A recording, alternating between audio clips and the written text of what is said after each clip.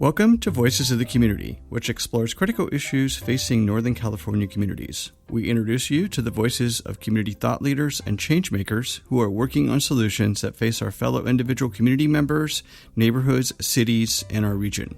This is George Koster, your host. This episode is part of our series exploring COVID-19's impact on nonprofits and small businesses in San Francisco.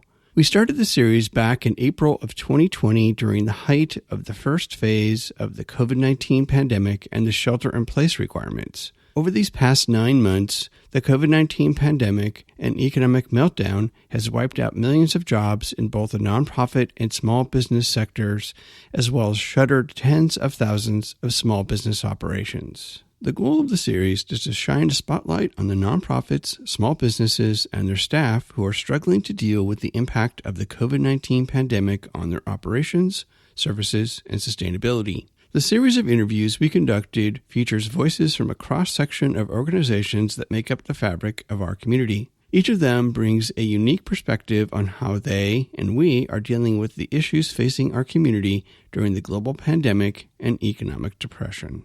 It was infections. If someone was experiencing homelessness, they were very likely to get an infection because they couldn't stay clean and they were sleeping outside and a cup might get dirty or they might have a skin disorder.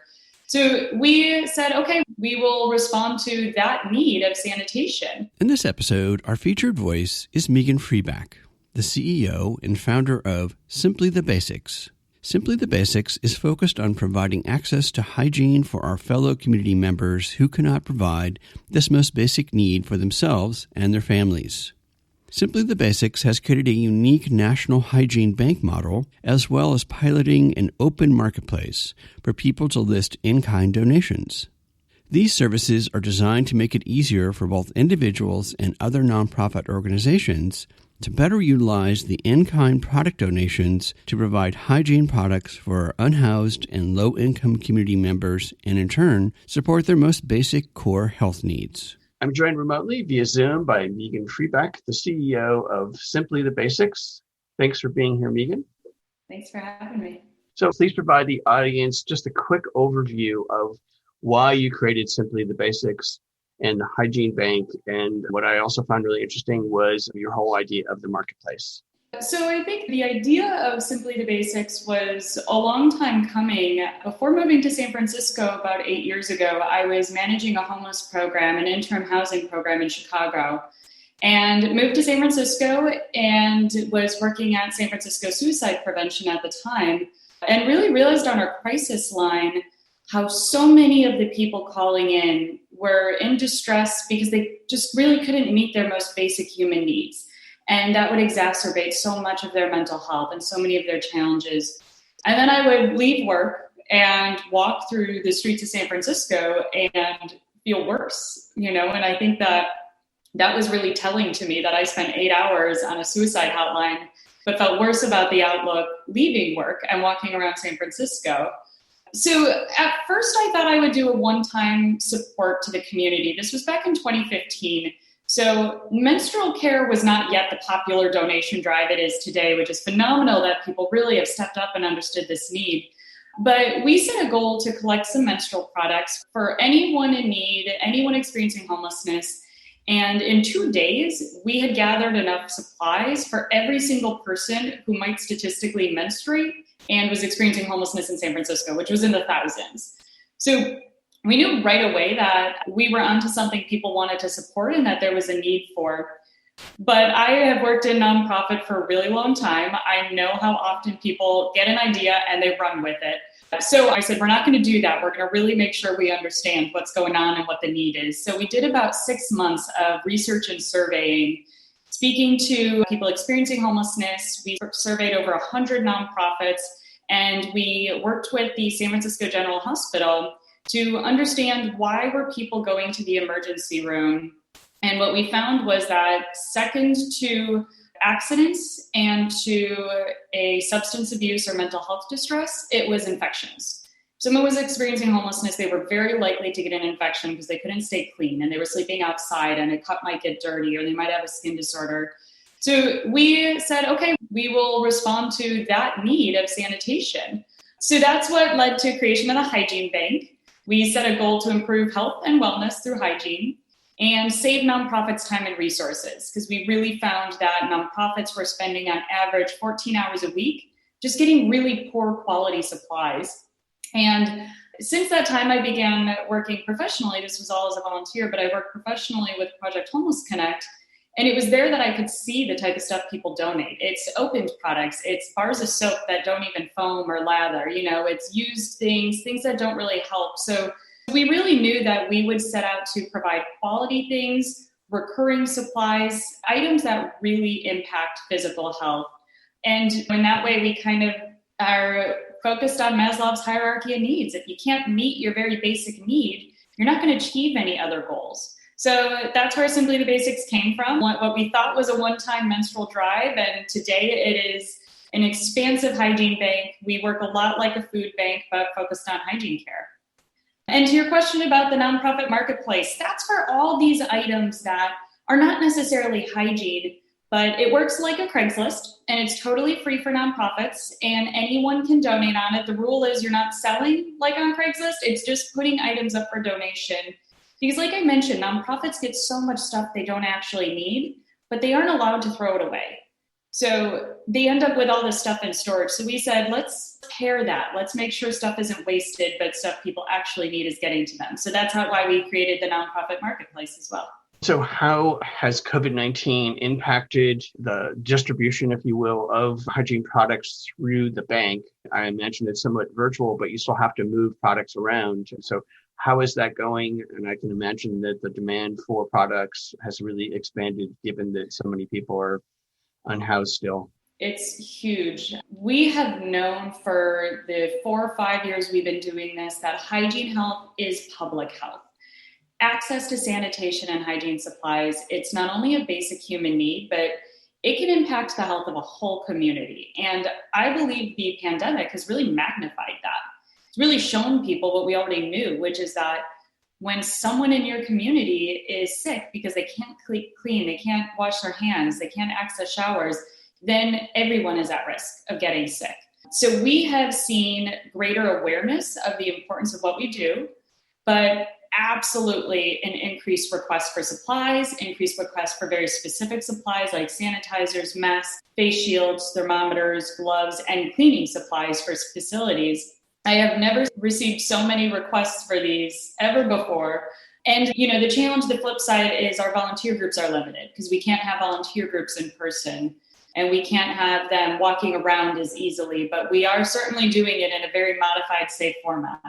What would you say are some of the needs that you've seen and your team has seen that people can help with? Because to your point earlier, what people donate. So is it better to donate funds? If people have hygiene product, is there a place they can go perhaps on your site to kind of is a checklist of these are the kinds of items that we need if you want to donate them? And then of course, if people want to volunteer, which is very difficult these days, how can they go about doing that as well? Yeah, so absolutely donating makes a huge, huge difference. You can go to our website, www.simplythebasics.org, and there's a lot of information about hosting a hygiene drive, as well as making a monetary donation. And because of safety, touching supplies and moving supplies around, we do really prefer and appreciate when people make a monetary donation. It allows us to purchase and send directly to our recipients and to our partners exactly what they need. It helps us ensure that we're getting them the right items, the right masks, the right sizes, sanitizer.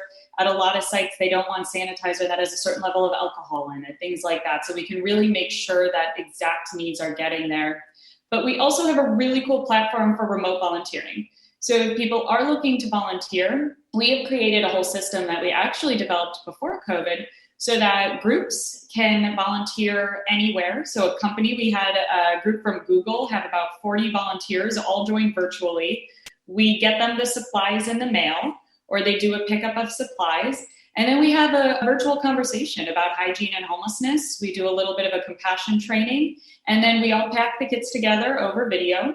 And we just ask that they be able to then drop them off at one of our receiving sites in their area. And we've got them all throughout the Bay Area. We've got about 80 different receiving sites that they could drop them off at. So families have done this, parents of kids have done this, individuals are doing this. Absolutely, we love to get volunteerism. And if you are looking to donate, you can sponsor a volunteer group too and help cover the cost of those supplies. So Megan, in the process of doing this and creating the system and reaching out, could you share with the audience perhaps one of your favorite moments of getting the Hygiene Bank created and its impact on our unhoused community members? Yeah, we have done community events, and we're a volunteer-based organization, so we really have relied on the community.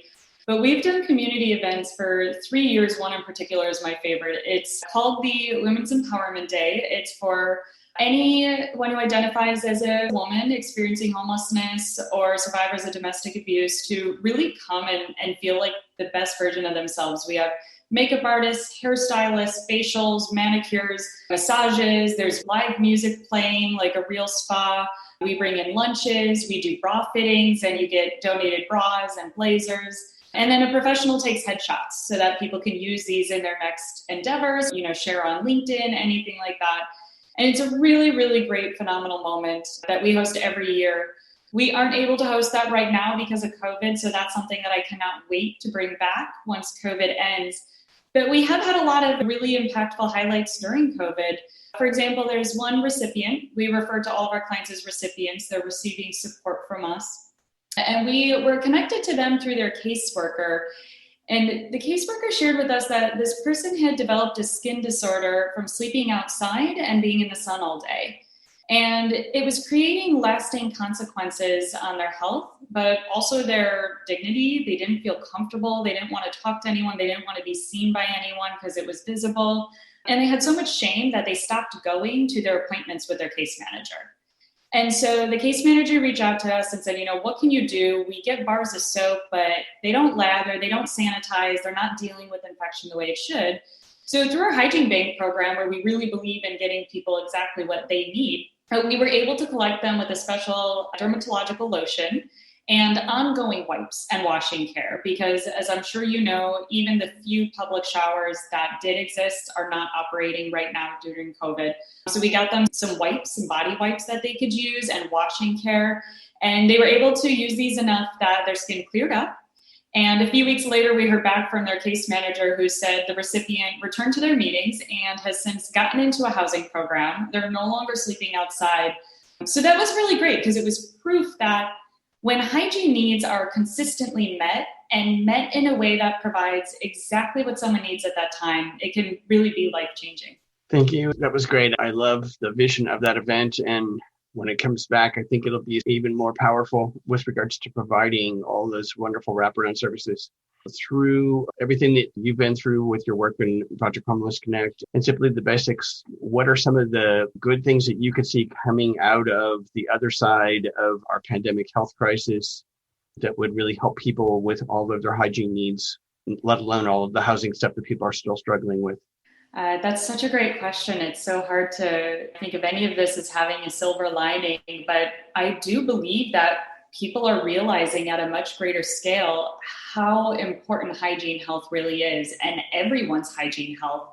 We take it for granted when we can brush our teeth anytime we want and need to, and that we have soap and shampoo, and that if we get a cut, we can use antiseptic and put a Band-Aid on it and not worry about it or think about it again. We take that for granted, but when you don't have those things, it's all consuming. It's all you might be thinking about, and it affects your relationships, it affects your self-worth, and it affects your health. And now we see with COVID, it affects everyone's health. You cannot wash your hands if you don't have a mask and regular masks access all the time, then you might get sick and you might get other people sick. So when one person is healthy and safe, we're all healthier, we're all safer. And when one person is not cared for, the entire community is impacted. So I really believe that, what we're doing has never just been about one act of kindness. It's not one product, but it's a public health crisis that we're responding to thoughtfully, carefully, and we can't do it alone. So I'm really grateful that the community sees how important this is and they're getting involved in supporting us and supporting these initiatives. So if people wanted to help, what's the best place to go to? Definitely our website, www.simplythebasics.org, and you'll find contact forms and helpful information. And if whatever you're looking for is not on there, just go to the contact page. You'll see an email. You can reach out over email and someone will respond very quickly. Likely myself or someone else, but we will definitely get back to you quickly. And do you have any COVID-19 style funding campaign that you guys are working on at the moment? We wrapped up a big PPE campaign to get masks and sanitizers and gloves and thermometers. We went through that very, very quickly. So we are going to be starting another one in the next couple of weeks. So mid-November, that we hope to just keep seeing us through this pandemic, which is going to be really focused on raising the funds that it takes to add a new partner organization. For every partnership we add, it's about $1,500 a year to meet their hygiene needs. So we're going to really focus on help us raise the funds we need to add these partners that are serving our community. Thank you, Megan, for sharing your work on Simply Basics. Of course, all your wonderful work with Project Homeless Connect. We'll make sure, as always, that your contact information, social media, website are shared out for viewers and listeners of this interview. And again, please stay safe as we continue to work our way through whatever this dystopian future is we have before us. Thank you. I appreciate it. You as well. That's it for this episode of Voices of the Community. You've been listening to the voice of Megan Freeback, the CEO and founder of Simply the Basics. The combination of the COVID-19 pandemic and its health and economic impacts on both our unhoused and low-income community members has exacerbated the need for basic hygiene products and services. To find out more about how you can help provide hygiene products to our unhoused and low-income community members, go to simplythebasics.org. We also mentioned Project Homeless Connect, which Megan has been until recently the CEO of and is one of the partners of Simply the Basics. You can find out more about Project Homeless Connect by listening to Episode 9 of our series on georgecoster.com. We hope that you enjoyed the insights, points of view, and personal stories from the voices of changemakers and their nonprofits and small businesses featured in this series. To find out more and get engaged with the nonprofits, small businesses, and staff members featured in this series, please go to my website, georgecoster.com, and click on Voices of the Community to find links to the extended versions of these interviews and to listen to the entire series. After listening to these stories, we hope that you will consider making a donation and volunteering to provide a hand up to your fellow community members. I want to thank my associate producer, Eric Estrada, along with Mel, Michael, and Lila at the San Francisco Public Press and KSFP. To listen to our next episode in this series and to our archived past shows, which feature community voices working on solutions to critical issues facing Northern California communities, please go to georgecoster.com. While you're on our website, please consider making a donation to help us provide future shows just like this one. Follow us on Twitter @GeorgeCoster, and please email us with feedback and show ideas at george@georgecoster.com. I'm George Coster in San Francisco, and thank you for listening.